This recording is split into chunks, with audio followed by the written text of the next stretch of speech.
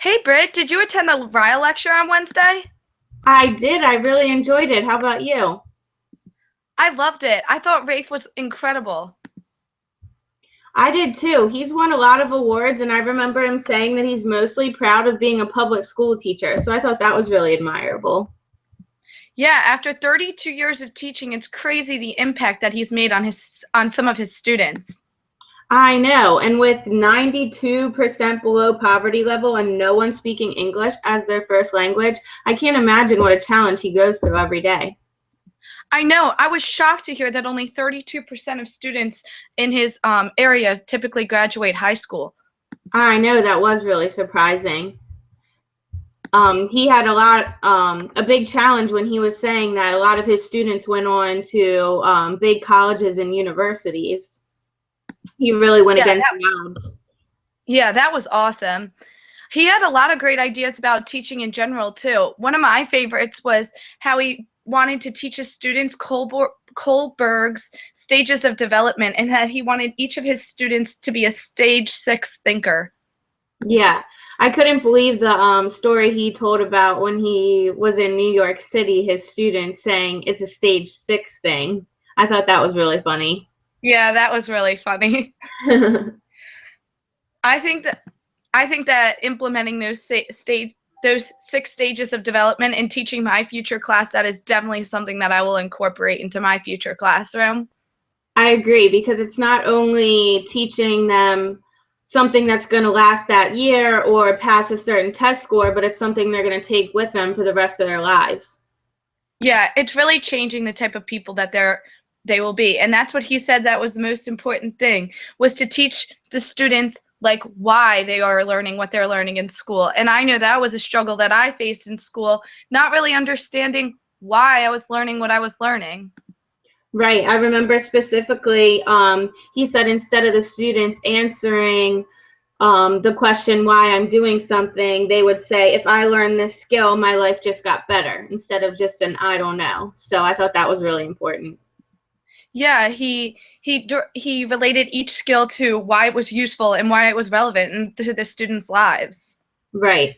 He also talked about how students could rent their desks and things in school. And he talked about the myclassroomeconomy.org, and that had free activities that teach kids how to manage money. And so I really liked all of his ideas about teaching kids how to do taxes and everything like that. Things that you think are, maybe beyond their understanding, but it's not because it's things they're going to have to use in the real world. So why not get them started on it now?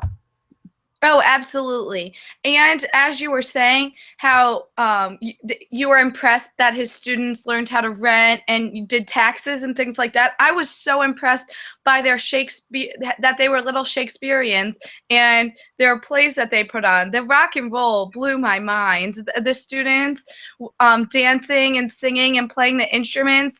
And how Rave had mentioned that he does things that he loves in his classroom, that's definitely something that I want to incorporate into my classroom as well and bring myself into my classroom. Right. I really liked how he had himself throughout the classroom, not just what the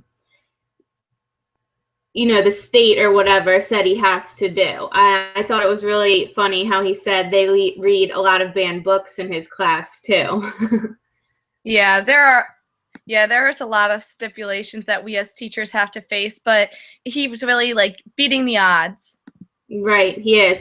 I know in certain areas, I'm not sure you could get away with reading banned books with the parents, but if he gets away with it, then hey.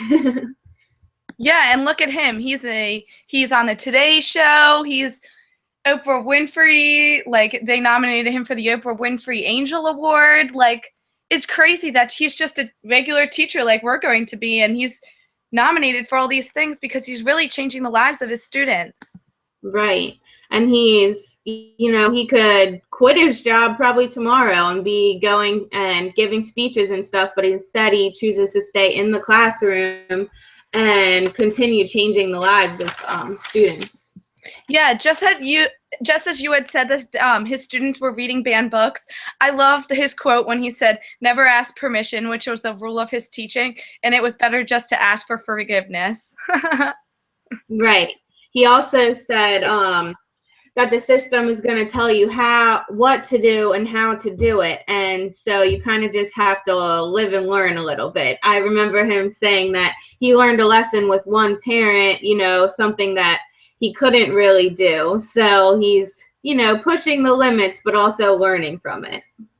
Absolutely. And he really created a safe haven for his students. They really seem to be enjoying being in school. And I really hope that my students will be enjoying school as well. Right. I couldn't believe the level of trust that he had for those middle schoolers, letting them go into the school when he wasn't there and practicing the whole Shakespeare play. That takes some level of trust. That's amazing. Oh, definitely. He really just leads by example. He was saying that he's a good role model, and he tries his best every day to do the right thing. And by doing that, he basically can't expect something from his students that he is not willing to do. Right. I remember that was one of the first things he said, is if you want your students to be nice, you have to be nice all the time. You want your students to be positive, you have to be positive all the time. Yeah, definitely. I'm so glad we went. I learned a lot of great things. He was really inspiring. Me too. I can't wait to try some of those techniques and lessons in my classroom. Definitely. See you later. Yeah.